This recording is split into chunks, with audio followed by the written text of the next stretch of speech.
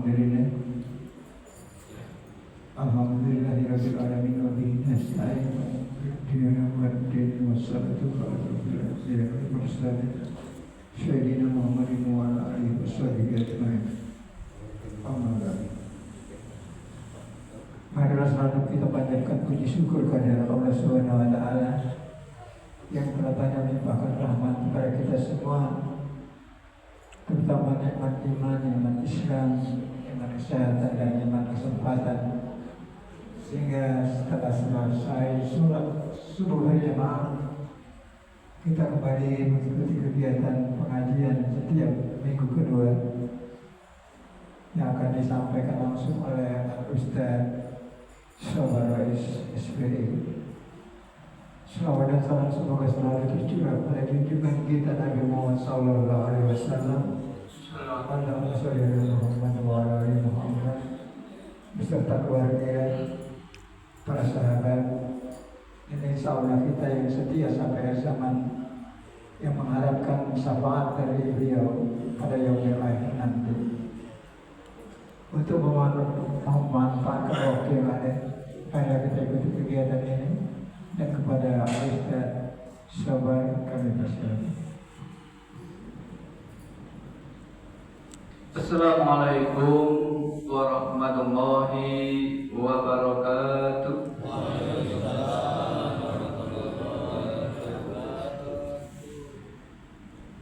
Alhamdulillahirabbil alamin. Alhamdulillahilladzi nahmaduhu haqqa tuqatih wa la tamutunna illa wa antum muslimun. Asyhadu an la ilaha illallah wahdahu la syarika lah wa asyhadu anna Muhammadan abduhu wa rasuluh. Allahumma shalli wa sallim ala sayyidina Muhammad wa ala alihi wa sahbihi ajma'in. Amma ba'du. Qala Allah Ta'ala bil Qur'anil Karim, a'udzu billahi minasy syaithanir rajim. Fa in khiftum farijalan aw rukbana fa idza amintum fadkhulu kama 'allamakum ma lam takunu ta'lamun. Sadaqallahul adzim. Maha benar Allah dengan segala firman-Nya. Yang kami hormati dan yang kami muliakan jajaran pengurus Masjid Al-Ikhlas yang senantiasa dimuliakan Allah, jamaah muslim, muslimah, mukmin, mukminat, hadirin semuanya yang hadir pada hari ini, yang senantiasa kami hormati, kami banggakan, yang mudah-mudahan selalu mendapatkan rahmat dan istiqomah dari Allah Subhanahu wa taala. Amin ya rabbal alamin. Pertama dan paling utama, sudah sepantasnya kita sampaikan ucapan syukur kehadirat Rabbi Allah Subhanahu wa taala, Tuhan yang Maha Pengasih, tak pilih kasih, yang Maha Penyayang, tak pandang sayang kepada kita seluruh insan-insan yang beriman. Selawat, salam senantiasa terlimpah baginda junjungan kita, pemimpin kita, suri tauladan kita, guru besar kita, yakni Nabi Muhammad Sallallahu Alaihi Wasallam, keluarganya, sahabatnya, serta pengikutnya yang setia hingga akhir zaman. Kemudian marilah kita bersama-sama baca salam, hamdalah, sholawat, kita beristighfar, mohon ampun kepada Allah. Mungkin ada kekilafan dan kesalahan yang telah kita lakukan dari buka mata sampai saat ini, dengan mengucapkan astagfirullahaladzim, dan kita berniat bersama seusai sholat subuh berjamaah kita bermujalasah, beriktikaf sembari menempati taman surganya Allah, yaitu majelis taklim di Masjid Al-Ikhlas ini. yang mudah-mudahan akan mendapat berkah dari Allah Subhanahu wa taala. Amin ya rabbal alamin. Dan kita semua akan mendapatkan tambahan ilmu dan amal. Mengapa kita perlu ilmu? Karena untuk bisa berhasilnya suatu amal harus didasari dengan ilmu. Maka kita perlu mencari ilmu. Dalam Al-Quran Allah berfirman, A'udzubillahi minasyaitonirrajim, yarfa'illahil ladzina amanu minkum walladzina utul ilma darajat. Allah akan mengangkat derajatnya beberapa derajat orang-orang yang beriman dan berilmu pengetahuan. Nah ini, maka kita diwajibkan oleh Rasul, oleh Nabi kita untuk menuntut ilmu. Kapan? Minal mahdi ila lahdi. Faridatun ala kulli muslimin wal muslimatin minal mahdi ila lahdi. Dari kita lahir sampai nanti kita menjelang ke liang lahat. Karena apa? Karena ilmu merupakan satu instrumen bagaimana kita untuk menggapai kebaikan dan kesuksesan. Baik itu kesuksesan di dunia, lebih-lebih kesuksesan di akhirat. Sesuai dengan hadis Nabi yang berbunyi, man arada dunya fa'alaihi bil ilmi wa man arada akhirata fa'alaihi bil ilmi wa man arada umma fa'alaihi bil ilmi. Jika kamu ingin sukses, ingin bahagia, ingin senang, ingin mampu terhadap urusan dunia, tuntutlah ilmu. Dan jika kamu ingin senang, sukses, bahagia urusan akhirat, carilah ilmu. Jika kamu ingin menghendaki kedua-duanya, bahagia dunia, bahagia akhirat, senang dunia, senang akhirat, selamat dunia, selamat akhirat, juga dengan ilmu. Sehingga menuntut ilmu itu tidak akan ada habis-habisnya. Sehingga alhamdulillah kita bisa ada di sini di taman surganya Allah ini. Seperti biasa kita rutin melaksanakan kajian subuh, di mana ini salah satu program daripada pemerintah, pemimpin kita yang ada di Kota Palembang. Mungkin tidak semua pemimpin memiliki program seperti ini. Yaitu program apa? Memakmurkan masjid, meramaikan masjid, memberikan kesempatan kepada kaum muslimin dan muslimah, kepada masyarakat Kota Palembang untuk senantiasa mau meramaikan masjidnya dengan difasilitasi, didatangkan penceramah, dai-daiyah. Untuk itu kita bersyukur bahwa orang-orang yang beriman itu ya taat kepada Allah, taat kepada Rasulnya, dan taat kepada pemimpinnya. Pemimpin yang bagaimana? Yang pemimpin yang memikirkan kepada kita, terutama umat Islam. Alhamdulillah. Dan kita doakan mudah-mudahan pemimpin-pemimpin kita, pemimpin yang amanah, pemimpin yang selalu membela dan menyokong kepada kita umat Islam untuk kemajuan umat Islam di Palembang ini, sehingga program Palembang Darussalam bisa terwujud dan kita sebagai masyarakatnya sejahtera, bahagia. Nah, kebahagiaan di dunia ini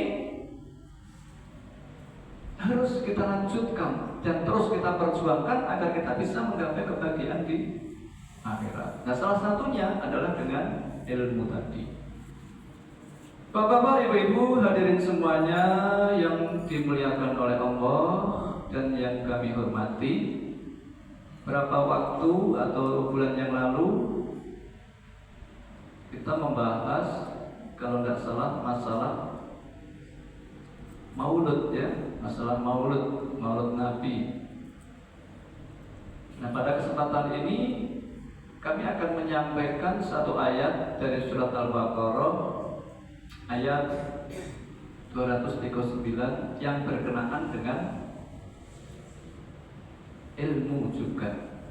Yang tadi dibaca di khotimah a'udzubillahi minasyaitonirrajim.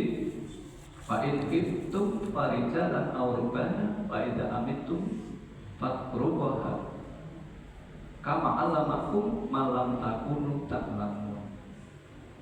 Jadi pada ayat ini Allah berfirman, jika kamu dalam keadaan takut, ya, jika kamu dalam keadaan takut, maka sholatlah dengan berjalan ataupun berkendaraan. Jika kamu takut adanya bahaya, adanya sesuatu gangguan keamanan dan kenyamanan bagi diri kita, maka diperintahkan kita untuk sholat meskipun sambil berjalan, berkendaraan. Di mana setelah kondisi aman, tetaplah kamu sholat, tetaplah kamu ingat kepada Allah. Yang Allah katakan, fadhkurullah kama 'allamakum ma lam takunu ta'lamun.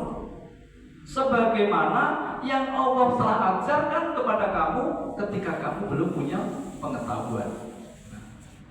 Jadi kita ini dianjurkan sholat ketika dalam kondisi takut. Ya, banyak ya masalah takut itu. Nanti kita urai satu persatu. Meskipun sambil berjalan, berkendaraan, ini dalam ayatnya begini. Nah, kalau kita dalam kondisi normal, iya sholat. Itu pun karena kita takut kepada Allah kan, sholat subuh tadi, takut kepada Allah, takut kalau nanti dimasukkan nerakanya Allah, sehingga kita sholat. Nah, karena kondisinya normal, ya kita sholat secara syariat Islam kita. Bagaimana caranya? Nabi mengajarkan. Bagaimana mengajarkan sholat ini? Shollu kama ra'aitumuni usolli. Sholatlah kamu sekalian wahai manusia umatku, sebagaimana engkau melihat aku mengerjakan sholat. Itu kata Nabi dalam hadisnya.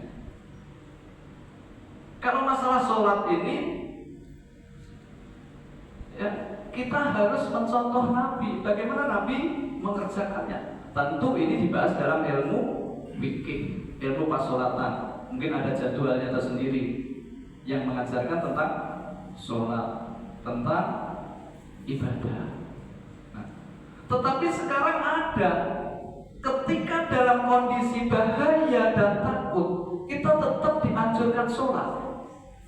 Dulu kita dalam belajar ilmu fikih, baik di kitab Sabinatus Sholah, Kasifatus Saja, kitab Fathul Qorib, Fathul Mu'in, Fathul Wahab, dijelaskan ada sholat, yaitu sholat dalam kondisi khauf, dalam kondisi perjalanan, dalam kondisi sakit, dalam kondisi lihurmatil waktu.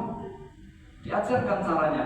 Oh, kalau kondisinya sakit begini sholatnya, kalau berkendaraan begini caranya. Itu sholat secara syariat. Sekarang kalau kita dalam keadaan takut, ada di tengah hutan, bertemu dengan harimau, takut gak kita? Kalau kita takut, kata ayat, kata Quran, kata Allah, sholatlah. Begitu ada harimau, wow, di tengah hutan. Bentar harimau, aku tak wudu dulu, karena perintahnya kalau aku takut suruh sholat, nah ambil wudu. Begitu ngambil wudu, harimau baca doa makan. Nah, iya gak? Gak bisa diajak kompromi. Harimau, jangan dulu, aku suruh sholat kalau takut dengan kau. Nah, begitu juga kita takut terjadi hujan petir, disunahkan untuk sholat. Oke, kalau masih sempat, kita sholat dengan kondisi ya sesuai dengan ilmu fikihnya, berdiri, dimulai dari takbiratul ihram, diakhiri dengan salam. Tetapi kalau takut dalam kondisi bahaya yang macam itu bagaimana? Dalam kondisi perang, seperti kita sedang berkunjung ke Palestina mungkin, tiba-tiba Israel membombardir Jangan ngebom dulu, jangan nembak dulu, aku nak ambil wudhu karena nak sholat. Karena sholat harus wudhu. Nah, ini dulu kita kaji tentang cara-cara sholat dalam keadaan takut. Oh, kalau sholat dalam keadaan takut, kalau kita sebagai pasukan, kalau yang sama-sama kita membaca niat mengikuti imam, tapi ketika rukuk kita bergantian. Yang sholat pertama rukuk, sholat belakang tegak dulu. Yang sholat pertama sudah iktidal, yang sholat kedua baru rukuk. Nah, itu cepat ukuran dalam ilmu fikih. Tapi setelah kita terus belajar, ternyata masyarakat hadirin ada sholat yang namanya sholat hakikat. Apa itu sholat? Sholat itu adalah menjalin komunikasi, menjalin hubungan antara seorang hamba dengan sang Khalik, sang menciptakan kita. Maka lanjutnya dalam ayat itu, wa idza amintum fadhkurullah, dan ketika kondisi sudah aman tetaplah kamu ingat kepada Allah. Tetap komunikasi, tetap menjalin hubungan dengan Allah. Artinya sholat itu tidak bisa ditinggalkan dalam kondisi apapun. Dalam kondisi apapun. Karena nanti amal yang akan diperiksa pertama kali adalah sholat. Berkendaraan, berjalan, sakit, tetap harus sholat. Apalagi cuma rapat. Ini lagi rapat lah tidak sholat. Kenapa kamu tidak sholat? Lagi rapat. Emang ada alasannya kalau rapat tidak boleh sholat? Takut dengan bos.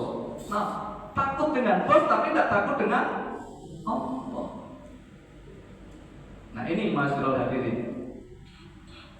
Nah, kalau dalam kondisi seperti itu kita takut, bagaimana sholatnya? Maka tadi ada sholat yang namanya sholat hakikat. Sholat yang dilakukan sebagaimana ketika Allah mengajarkan kamu sebelum kamu punya pengetahuan. Kapan itu kita belum punya pengetahuan? Kama alamakum malam takunu ta'lamun. Sholatlah dengan cara mengingat Allah sebagaimana engkau ketika diajarkan sebelum kamu memiliki pengetahuan. Kita belum punya pengetahuan ketika kita pada umur 120 hari dalam kandungan ibu kita. Masih berupa janin, masih berupa embrio, masih berupa jabang bayi yang pada umur 4 bulan, daging yang sudah menggumpal, darah yang sudah menggumpal berujung daging, Allah tiupkan roh. Di saat itu kita diajarkan oleh Allah bagaimana cara mengenali Allah, cara mengingat Allah. Allah hadir. Nah, inilah sholat yang diajarkan pertama kali ketika kita belum punya pengetahuan. Ya, kalau sekarang sudah banyak pengetahuan, sudah ngaji, sudah sekolah, sudah bermajelis taklim kemana-mana, banyak pengetahuannya, sehingga kita bisa sholat 5 waktu, bisa sholat tahajud, bisa sholat qasar, bisa sholat jamak, bisa sholat ketika dalam kendaraan. Tetapi sholat yang diajarkan Allah ketika kita belum punya pengetahuan di masa kita ada dalam kandungan ibu, oh, kata itu berkata, apakah aku ini Tuhanmu? Qalu, iya, sahih, engkau adalah Tuhan. Kita menyaksikan penyaksian kita kepada Allah sebagai Tuhan kita, dan itulah yang harus kita ingat dan kita bawa sampai kita nanti kembali dipanggil oleh Allah. Maka dalam kondisi takut kita harus ingat menjalin komunikasi dengan Allah. Andai kata bahaya yang kita khawatirkan di saat itu tiba, kita dalam kondisi ingat kepada Allah. Kita dalam kondisi sedang sholat. Memang ketika kita belajar di fikih, kalau kita sholat rukunnya ada 13. Kita harus membaca Fatihah umpamanya. Memang iya, dan harus fasih. Maka diajarkanlah cara baca Fatihah, belajar ilmu tajwid, makhrajnya harus pas. Iya, kita dalam kondisi normal, sehat. Tetapi kalau kita sudah dalam kondisi ada di ruang ICU, di rumah sakit aja dulu, sudah terkapar, jangankan ngambil wudhu, tertetes air dikit aja sakitnya bukan main. Kondisi sakit ini Pak. Tapi kalau kondisi sakit, apakah dibebaskan dari sholat? Tidak ada aturannya orang sakit meninggalkan sholat. Bisa meninggalkan sholat hanya ada dua: ketika tertidur dan lupa. Kalau tertidur memang tidak ada hukumnya kan, setelah kita bangun baru kita kerjakan. Ketika kita lupa ya memang karena lupa. Tapi kalau kondisi sakit tetap harus dikerjakan. Tapi kondisinya ma'asyiral hadirin, kita sedang sakit, maka ada cara sholatnya orang sakit dalam ilmu fikih ada. Tetapi setelah kita belajar terus karena menuntut ilmu tadi berlanjut sampai ajal tiba, kita akan menemukan ternyata ada sholat yang diajarkan Allah ketika kita masih belum punya pengetahuan. Yang itulah yang harus kita pakai sampai ajal tiba. Karena itulah juga nanti yang akan ditanyakan Allah yang pertama kali, dan itulah juga yang harus kita ucapkan di akhir hayat kita. Man akhirul kalam bi kalimatil la ilaha illallah dakhala jannah. Barang siapa di akhir hayatnya membawa kalimat tauhid la ilaha illallah, maka aku jamin masuk surga. Dan sholat ini akan diperiksa.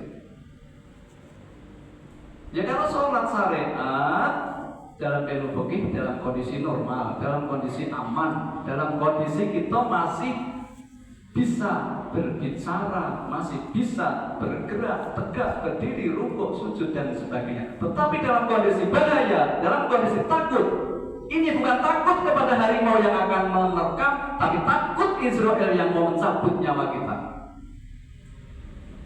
Jangan dulu Israel, aku nak sholat, tak ambil wudhu dulu ya. Kalau diberi kesempatan, alhamdulillah kita ngambil wudhu, kita sholat, baru dipanggil, baru diambil. Kalau tidak bisa diajak kompromi. Karena apa?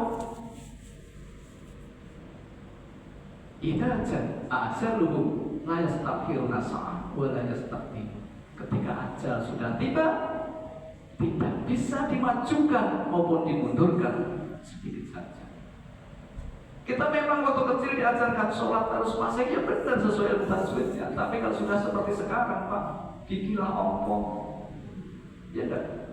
Apalagi maaf dibilang kadang kita sudah ada sakit, sedikit gangguan saraf, kadang ngomong sudah tidak jelas. Yang ngomongnya tidak jelas, tidak sesuai ilmu tajwid, apakah tidak diterima oleh Allah? Tidak.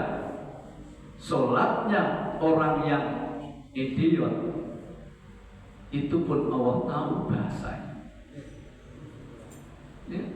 Orang yang tidak jelas, tetapi kalau hati kita maksudnya benar membaca Bismillahirrahmanirrahim, yang qori memang bagus, yang bukan qori kurang bagus, yang giginya sudah ompong, tidak jelas lagi, yang stroke apalagi.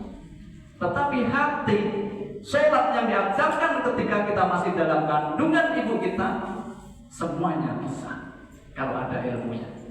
Maka dari itu, ya belajar ilmu ini jangan cukup hanya di tingkat dasar saja. Karena kita dalam beragama harus step by step. Pada waktu taman kanak-kanak ya seperti itu memang benar. Tapi setelah usia senja, apakah masih dengan seperti itu lagi? Tetap itu dipakai, tetapi terus ditingkatkan. Maka majelis-majelis ilmu inilah yang akan menjadikan kita berbeda kualitasnya dalam beribadah kepada Allah Subhanahu wa Ta'ala. Beberapa bulan yang lalu kita atau kami menyampaikan di sini tentang sholat yang khusyuk ya. dalam surat Al-Baqarah ayat 45-46, wasta'inu bis-sabri was-shalah wa innaha lakabiratun illa 'alal khashi'in alladzina yadununa annahum mulaqu rabbihim. Mintalah pertolongan kepada Allah dengan sholat dan sabar. Tetapi yang demikian itu dikit sekali kecuali orang-orang yang khusyuk. Siapa itu orang-orang yang khusyuk? Orang-orang yang khusyuk yaitu orang-orang yang meyakini perjumpaannya dengan Allah. Artinya begini Bapak Ibu Saudara sekalian, sholat yang khusyuk itu ketika kita sholat yang dijumpai, yang ditemui, yang dihadapi hanya Allah. Bukan ketika kita sholat yang kita pikirkan adalah urusan dunia, bukan. Tetapi kita bisa meyakini bahwa yang di depan kita hanya Allah, yang kita sembah hanya Allah, kalau kita tahu Allah itu yang mana. Allah itu yang diajarkan, yang kita bersaksi, kita bertemu ketika kita masih ditiupkan roh kepada kita waktu umur 120 hari dalam hidup kita.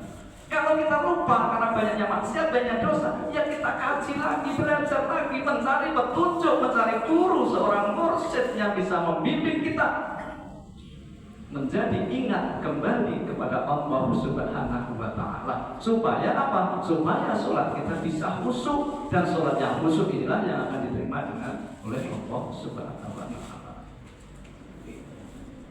Inilah masalah hadirin. Jadi ilmu tadi terus kita cari, terus kita gali, terus kita gali. Sehingga apa? Sehingga kita bisa membawa diri kita ini untuk kembali kepada Allah dengan selamat. Alhamdulillah kita diberikan rezeki yang banyak, diberikan keselamatan, ketentraman, kebahagiaan di dunia, nikmat yang luar biasa di dunia. Alhamdulillah. Tapi jangan lupa kita juga harus punya cita-cita untuk enak, untuk senang ketika ajal tiba.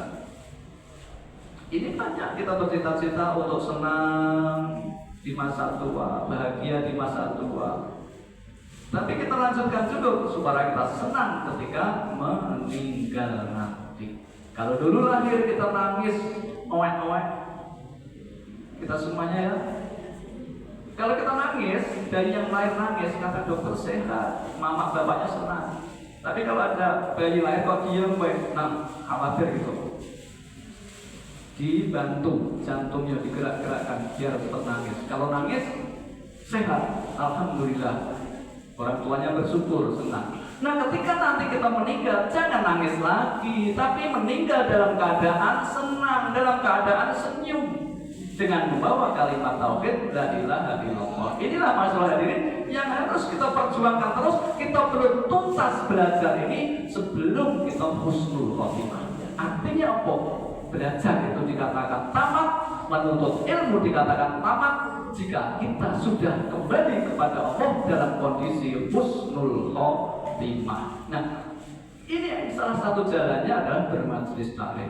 Jadi sungguh luar biasa orang-orang yang ada di taman surga ini ada di jalannya Allah.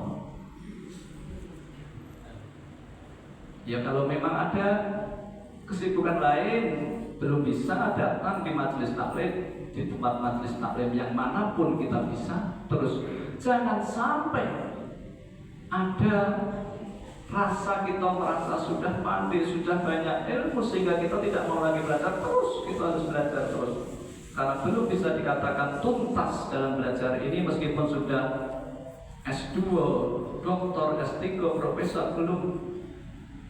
Memang di dunia sukses seorang profesor, tapi kalau meninggal husnul khotimah gagal.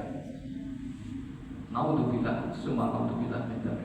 Profesor, doktor, haji, yai, ustaz, apapun sebutannya, tingkatan belajar. Tapi kalau di akhir hayat, ketika menghadapi Israel gagal, kalimat tauhidnya tak terbawa, lumpuh. Nah, ini masalah ini. Oleh karena itu, ya kita rutinkan. Afdhalu dzikri fa'lamana tuqamul la ilaha illallah. Kita sampaikan. Jadi berzikir, bertahlil yang kita lakukan. Kalau ada orang meninggal, tahlil bagus. Kalau ada acara yasinan di rumah sedekah baca tahlil bagus. Tetapi jangan lupa tahlilkan juga diri kita masing-masing setiap habis sholat. Habis sholat dulu, kalau untuk rekod habis sholat sekian. Tidak apa-apa, boleh lah. Tapi kalau nanti lebih tinggi lagi, berikan hakikat. Dalam perjalanan ini ada rasa. Selama rasa itu nyaman kita untuk berzikir kepada Allah terus. Keluar nafasnya masuk, keluar masuknya nafas dengan kalimat tauhid. Nah, itulah yang dinamakan fadhkurullaha kama 'allamakum ma lam takun ta'lamun. Mengingat Allah terus setiap saat. Terus setiap saat. Memang kalau kita sholat ini kan untuk mengingat Allah, bagus. Tetapi kita tidak tahu Bapak Ibu Saudara sekalian, apakah pas saat rukuk, pas saat sujud, saat habis sholat Israel datang? Tidak tentu. Ada dalam YouTube ya, ada orang lagi sholat kemudian menikah. Ya kan kondisi bagus. Tapi apakah kita bisa dijamin seperti itu? Makanya kita perlu sholat itu 24 jam. Ingat Allah 24 jam. Ya. Meskipun dalam kondisi berjalan, berkendaraan, sholatlah. Sholat yang mana? Sholat yang diajarkan Allah ketika kita belum punya pengetahuan waktu masih bayi. Terus ingat kepada Allah maksudnya. Nah, caranya bagaimana? Ya sesuai petunjuk guru kita. Kita belajar dengan siapa, bagaimana caranya? Ada caranya, teknik-tekniknya itu, masalah diri. Nah, ini sekedar keterangan untuk kita terus belajar sampai kita yakin benar bahwa kita akan husnul khotimah. Kalau masih ada keraguan, aku masih takut dengan Allah, aku masih takut kalau nanti ajal tiba, sak mano anak-anakku, bagaimana hartaku tinggalkan ini nanti, siapa yang akan mengurusi? Aku masih punya jabatan, kemarin baru naik pangkat, hal tiba-tiba ajal, masih takut, masih urusan dunia yang ditakutkan. Nah terus, jangan lupa, tapi kita terus sholat pagi. Supaya apa? Supaya bekal kita ketika kita kembali kepada Allah nanti maksimal. Tahu kan bekalnya kita kembali kepada Allah? Ya bapak-bapak, ibu-ibu yang senantiasa diingatkan khotib ketika Jumatan. Ya ayyuhalladzina amanu taqullaha haqqa tuqatih wa la tamutunna illa wa antum muslimun. Hai orang-orang yang beriman, berbekallah kalian semua dan sebaik-baiknya bekal adalah takwa. Jangan sekali-kali engkau mati kecuali mati dalam keadaan beriman, dalam keadaan muslim, dalam keadaan selamat. Nah ini selalu diwasiatkan khotib setiap Jumatnya. Nah untuk bisa berbekal takwa semaksimal mungkin dengan ilmu. Tidak cukup kita belajar ilmu waktu di SD saja, SMP saja, kuliah saja. Belum cukup. Terus kita belajar. Terus kita mencari guru yang bisa menunjukkan kita untuk selamat di jalannya Allah. Dalam Al-Quran surat Al-Insan 29, innaha tadhkirah faman sa'atakhadha ila rabbi sabila. Ini adalah penjelasan, maksudnya Al-Quran ini adalah penjelasan untuk kebaikan dirimu semuanya. Carilah jalan yang bisa menyampaikanmu kepadaku. Itu kata Allah. Jalan. Kita kan menuju ini, ingin menuju sirat, namanya siratul mustaqim ya. Ini kita tuju kan. Nah, cari yang bisa menunjukkan jalan ini untuk bisa sampai kepada Allah, supaya kita selamat akan kembali kepada Allah. Kita dulu ada di surganya Allah, Nabi Adam ya. Kita pun akan kembali ke surganya Allah. Nah, jalannya adalah siratul mustaqim. Nah, ini kita cari yang bisa menunjukkan kalau kita sudah yakin benar, tasdiqu biqalbi wa iqraru bil lisan wa amalu bil arkan. Diyakini dalam hati, diikrarkan dalam lisan dan dilakukan dalam amal perbuatan sehari-hari. Itulah masalah hadirin. Mudah-mudahan dengan kita belajar terus kita akan terbuka, hidayah akan datang, nanti akan ditunjukkan. Ya kan? Hidayah akan datang dan ditunjukkan. Dulu ada cerita, ada wanita nakal di dalam kitab. Itu ada dalam kitabnya itu. Ada kisah tentang zaman dulu. Wanita nakal. Tetapi dia ada niat bertobat. Kemudian dalam perjalanannya untuk bertobat menuju seorang ulama.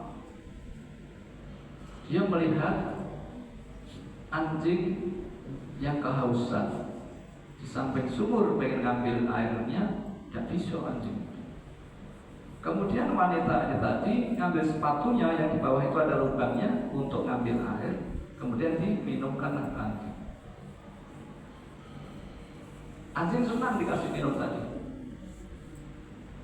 Kemudian dia melanjutkan perjalanan. Nah, dalam perjalanannya belum sampai kepada ustadz atau ulama pada waktu yang dituju, wanita nakal tadi meninggal.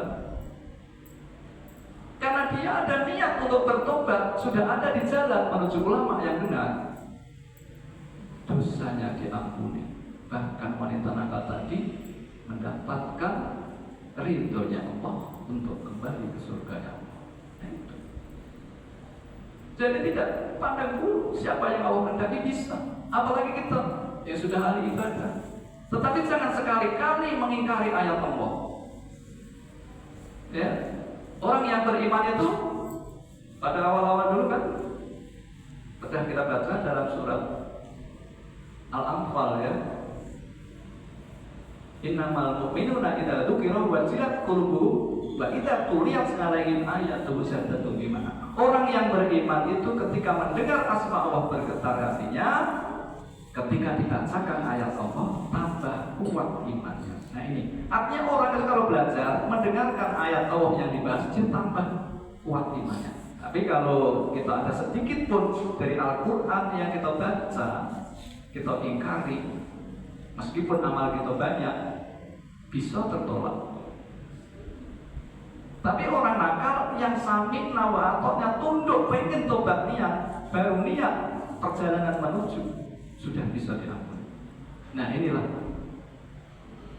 masalah ini, kita perlunya merendahkan diri kita, terus belajar supaya bekal kita takwa nanti maksimal. Orang-orang yang beriman dan berilmu pengetahuanlah yang akan bisa maksimal menggapai takwa. Karena takwa itu bekal.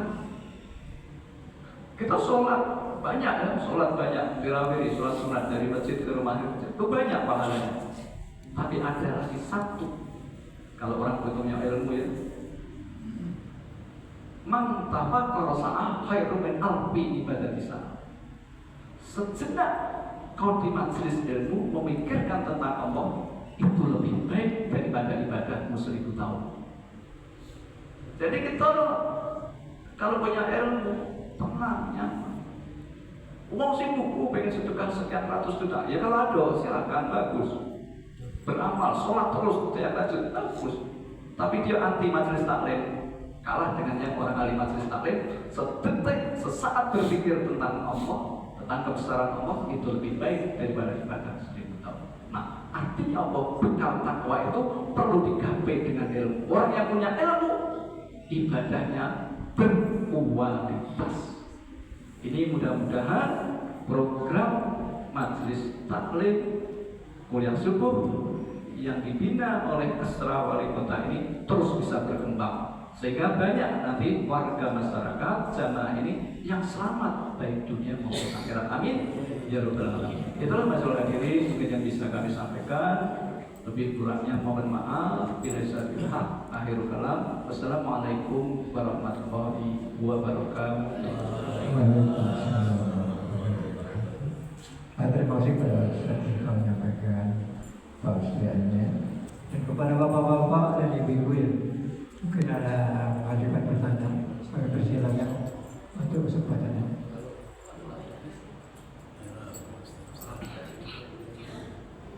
Ada yang ingin mengajukan pertanyaan? Silakan Pak, kalau ada diskusikan. Kalau tidak ada, alhamdulillah. Silakan. Silakan saya. Assalamualaikum warahmatullahi wabarakatuh. Waalaikumsalam warahmatullahi wabarakatuh. Ada yang ditanyakan sedikit Pak, masalah sholat inti dari Pak. Sholat pada syariat, sholat pada hakikat. Sholat pada syariat itu inna sholat takana al-mu'minina kitab mawquta. Sholat itu padanya ditentukan atas waktu. Benar. Ya. Seperti zuhur, asar, maghrib, isya dan subuh. Ada lagi sholat yang fardunya ditentukan atas waktu. As-sholatu daimun kalau tidak salah. Jadi fardunya ditentukan atas waktu, yaitu menjaga sholat. Jadi kalau sholat dalam perjalanan tadi yang disebut Pak Ustadz tadi, bagi saya agak membingungkan. Sholatlah kamu seperti kamu sholat sebelum punya pengetahuan, ya, kalau tak salah. Nah, sedangkan kita sholat itu harus punya pengetahuan, Pak. Coba minta diulangi lagi, Pak. Ya tadi Pak ya. Iya. Kita sholat itu kan mesti punya pengetahuan. Ya kan yang dijelaskan Pak Ustadz tadi, sholatlah kamu seperti kamu sholat sebelum punya pengetahuan. Ini, jadi tadi itu baik itu parijalan rebana, ya. Sholatlah kamu dalam kondisi takut, baik berjalan maupun berkendaraan. Nah, sebagaimana sholat yang Allah ajarkan ketika belum punya pengetahuan. Sholat yang Allah ajarkan, bukan sholat belum punya pengetahuan. Sholat yang Allah ajarkan ketika kamu belum punya pengetahuan. Artinya ilmu yang pertama kali kita dapat, yaitu ilmu tentang tauhid, ilmu tentang kita komunikasi, kenal dengan Allah. Jadi saatnya kita suruh kenal Allah terus, maksudnya gitu Pak. Intinya begitu. Masalah tekniknya itu kalau ada belajar khusus ya. Nah itu. Jadi bukan saat belum punya pengetahuan, tapi sholat yang Allah ajarkan pertama kali sebelum kamu diajarkan yang lain. Diajari makan belum, diajari ngomong belum, tahu-tahu Allah mengenalkan diri. Apakah aku ini Tuhanku? Ya Rob, ya bukan Tuhan. Nah saat itulah, nah diajarkan bagaimana caranya itu. Nah kita sudah lupa dulu Pak ya, sudah lupa. Tapi kita belajar untuk mengingat lagi bahwa Allah itu Tuhan kita. Sifatnya ada 20, wajib 40, muhal 1, jaiz, asma'nya ada 99, ya Allah, ya Rahman, ya Rahim, dan seterusnya. Nah itu ada. Jadi sholat yang Allah ajarkan sebagaimana yang diajarkan ketika kita belum punya pengetahuan pada waktu dalam kandungan. Nah kalau yang sholat rutinitas itu ya memang itu sesuai itulah kama ro'aytumuni usolli, sebagaimana yang Nabi ajarkan. Ada di dalam kitab kita tadi disebutkan kasih patuh saja, sabinatus sholat, fatul korek, fatul wahab, fatul mu'min. Nah itu ada semua kitabnya di situ tentang sholat. Sampai sholat dalam perjalanan ada qasar, ada jamak takdim, ada jamak takhir, semua dibahas di situ. Imam-imamnya yang membahas ada semuanya. Yaitu masih dalam kondisi sehat. Tapi kalau dalam kondisi koma, mana yang dipakai? Sholat qasar tidak bisa, takdim tidak bisa. Tetapi orang yang koma itu dia masih ada ruh, masih wajib sholat secara hakikat. Sholatnya apa? Ya sholat yang diajarkan Allah ketika. Artinya masih harus ingat, nyebut Pak, ingat. Iya enggak? Orang membingung orang sedang keadaan koma. Diingatkan kan? Ingat. Allah diingat. Karena dikhawatirkan pada saat dicabut roh yang dia ingat itu urusan dunia, utang masih banyak atau hartanya masih banyak. Itu yang takutkannya, sehingga tidak membawa la ilaha illallah, tapi yang dibawa, yang diingat dalam dirinya itu dia memang sudah koma, tapi di dalam masih rohnya masih. Nah ini, nah kita berharap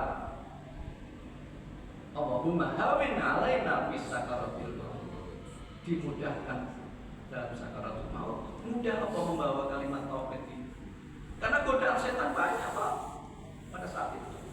Nah ini, itu yang mungkin Bapak ya.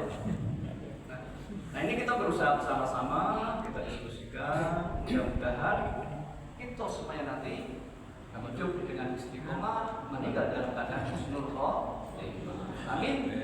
Ya Rabbal alamin. Aku lihat wastaghfiru innahu huwal ghafurur rahim. Itu Pak ya. Ya mungkin ada lagi. Oke, mau tanya. Silakan. Ada. Waalaikumsalam. Pak Ustaz, kami ingin menanyakan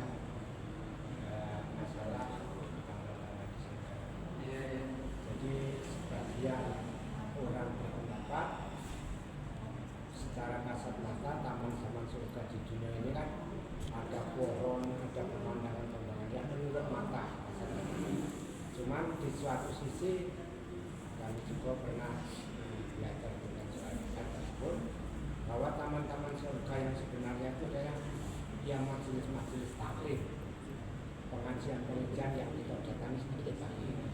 Nah, kami mohon penjelasan pada Pak Ustaz, sebenarnya mana itu yang dimaksud yang sebenarnya. Terima kasih. Assalamualaikum warahmatullahi wabarakatuh. Waalaikumsalam warahmatullahi wabarakatuh. Bagus sekali pertanyaannya tentang taman surga. Jadi kita katakan taman surga itu adalah majelis ilmu ya, ada majelis taklim, ada sekolah seperti kita ini kan, itu memang majelis taklim. Nah kalau seperti Kepulauan Raja IV yang indah, ya kan, pohon pemandangan yang indah itu adalah Quran Mubin. Itu namanya Quran Mubin, bukan taman surga. Tapi itu adalah ayat-ayat Allah yang nyata. Jadi Al-Quran itu ada 3. Satu Al-Quranul Karim yang tertulis dalam mushaf 30 juz. Nah itu. Kemudian ada Al-Quran Mubin, yaitu ayat-ayat Allah yang tersebar di seluruh muka bumi, langit dan seisinya. Ada bintang, ada bulan, ada matahari, ada pohon-pohon yang rindang, ada air yang mengalir. Itu semuanya adalah ayat-ayat Allah yang bisa kita baca, bisa kita jadikan itu suatu etibar. Contohnya demikian, kita di depan ada pohon mangga. Kalau mangga nanti berkembang, nanti mangga itu salah satunya akan ada yang menjadi buah dari kembangnya tadi, bunganya tadi berwarna hijau. Kemudian setelah besar nanti akan tua. Setelah tua dia akan masak. Ketika masak dia berwarna kuning, baru dia jatuh. Di surat Al-Zumar ada ayat 21.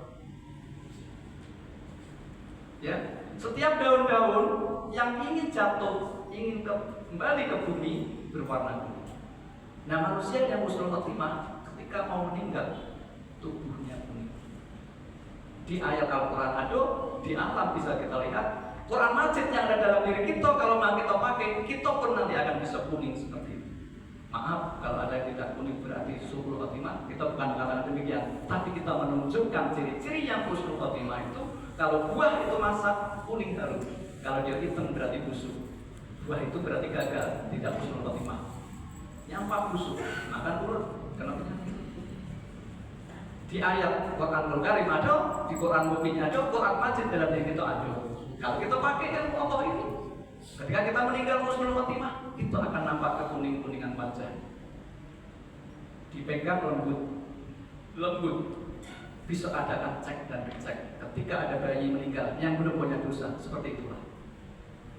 Aromanya agak keharum-haruman, warnanya kekuning-kuningan, melepas bajunya, kalau sudah pakai baju tidak perlu nak digunting, tetap lemes, seperti masih hidup saja, seperti anak tidur aja. Bisa dicek. Kalau ada bayi meninggal, kalau orang tua mungkin agak susah dicari atau mungkin tidak lemak dengan keluarganya kan akan cek-cek, tidak enak. Tapi kita buktikan, ayo semoga kita bisa seperti itu. Nah itu Quran mungkin. Tapi yang taman surga tadi adalah majelis ilmu, ialah taman-taman surga. Demikian Pak ya. Mungkin itu ya. Terima kasih. Ya, saya sudah siang. Karena kita akhiri acara pengajian ini dengan membaca doa bersama, dan untuk doanya kami mohonkan kepada Al-Ustaz Muhammad. A'udzubillahiminasyaitonirrajim. Bismillahirrahmanirrahim. Alhamdulillahirabbil alamin. Hamdan syakirin hamdan ni'aman wa yukaththir majidah. Ya Rabbana lakal hamdu kama yanbaghi wa wajhikal karim wa 'azimi sultanik. Allahumma shalli wa sallim ala sayyidina Muhammad wa ala ali sayyidina Muhammad. Allahumma inna nas'aluka salamatan fi dinina wa 'afiyatan fi jasadi wa ziyadatan fil 'ilmi wa barakatan fi rizqi wa taubatan qabla al-maut wa rahmatan minal maut wa maghfiratan ba'dal maut. Allahumma hafid 'alaina fi sakaratil maut wa najatan minan nari wa afa'ital hisab. Rabbana la tuzigh qulubana ba'da idh hadaytana wa hab lana min ladunka rahmah innaka antal wahhab. Rabbana atina fid dunya hasanah wa fil akhirati hasanah wa qina adzabannar. Da'wauna billahi wassalam wa akhiru da'wana alhamdulillahi rabbil alamin. Wa qabbala minkum. Minta fotonya Pak ya.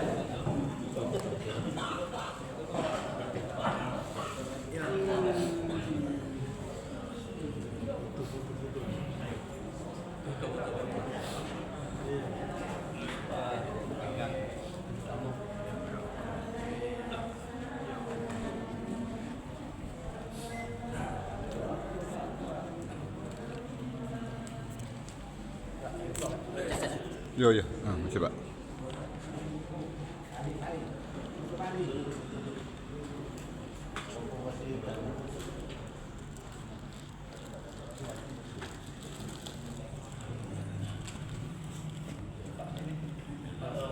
Ya, bentar, bentar.